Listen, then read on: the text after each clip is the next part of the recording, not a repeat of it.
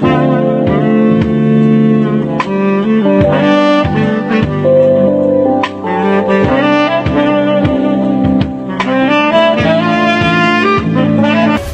friends. You are welcome to Anchor Network, where you get updates of things happening around you. I appreciate every one of you that have subscribed to this channel. And if you have not subscribed, I say thank you very much, because I know that at the end of this news, you are going to subscribe. And I want you to press the red button and also the bell icon so that you'll be notified anytime we publish any news. Thank you very much once again. Southeast governors strike deal with S-men. Southeast governors have reached an agreement with Miyetti Allah following the federal government's proposal for the establishment of rural settlements in some states. The Southeast Governors Forum said the proposed deal was struck with members of the Miyetti Allah as a panacea to achieving lasting peace among farmers and herdsmen. Chairman of the Southeast Governors Forum and Governor of Ebonyi State, Chief David Umahi, said there was no plan for any rural settlement in any parts of Southeast and South-South. Rather, the zones can make a very good business with the sale of grasses to the herdsmen in exchange for meat. Umahi spoke through his chief press secretary, Emmanuel Uzo, noting that there will be no parts of the Southeast that will be given out for the establishment of Ruga. He noted the zone is purely agrarian with limited landmass for farming and therefore cannot accommodate Ruga. Umahi, according to the statement, said the zone actually proposed a deal with Macban to take their cattle to the northern part, where the grazing reserve was established long time ago, and rely completely on the grasses grown in the south for feeding of their cattle.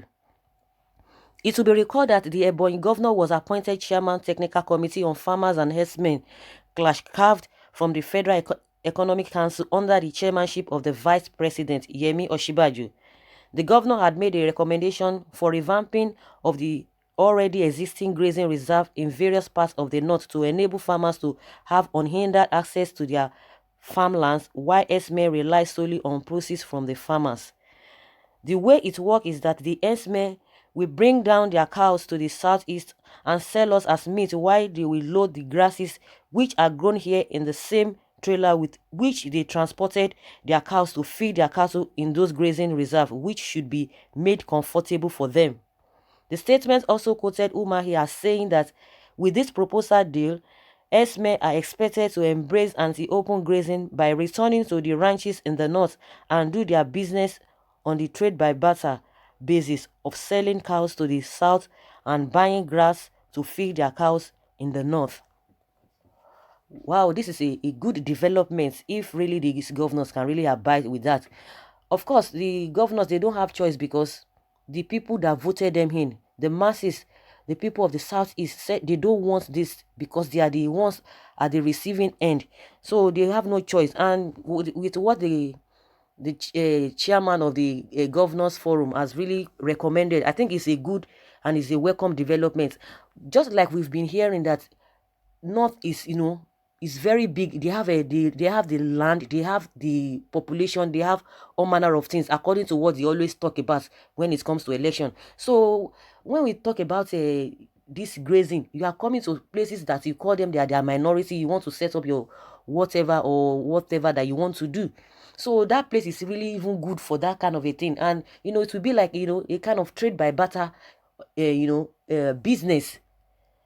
Bring your cow, will give you back your the grasses, since they said the grasses in southern part of the country is sweeter than their own over there. And some people from other quarters will like, okay, if they say they don't have water, that is the reason why they always bring their cows and they move around, then why is it that it is not possible for them to be able to get water? If really they can get fuel, they can put fire pipe from south or southeast, as the case may be, to take fuel down to the north. Then it's the same thing. If they need water, they can still take that pipe as well and take it, for their cow to be able to feed on. That one is just on the lighter note, because a lot of people have been bringing a lot of theories, why this, why that, and because of the trust issue. If you ask me, my opinion is that the old problem now is trust issue, because of what people have experienced in the past, because with this particular set of people. And I think it will be a good thing, just like it has been established now. There's nothing like Ruga. The Southeast people don't want it, and the governors have really made their stand known.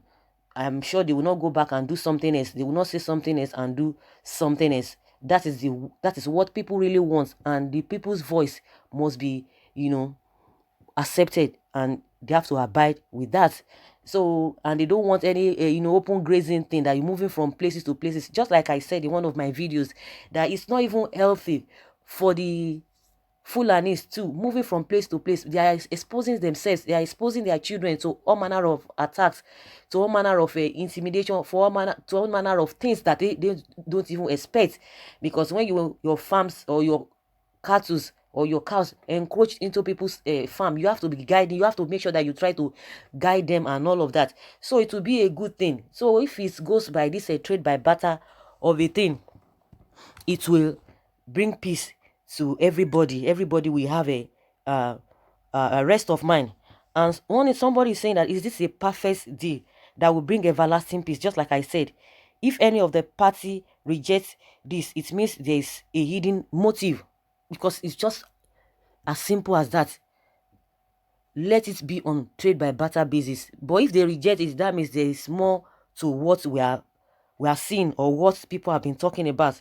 Somebody say, what is it that the same land that grow yam, onion, potatoes, tomatoes, etc. in the north cannot grow grass for cattle? It's baffling. It's baffling. People are hailing the governors. Igbo Kwenu. Now people are talking. The governors, they've seen the handwriting that these are the people that voted us in, and they just want us to do what they really want. Because like I said, the masses are the ones that are the receiving end. God forbid, if anything happens, the highest that the governors or the leaders can do, they'll just go and pay, visit, or they will just say they condemn the act, and that is it.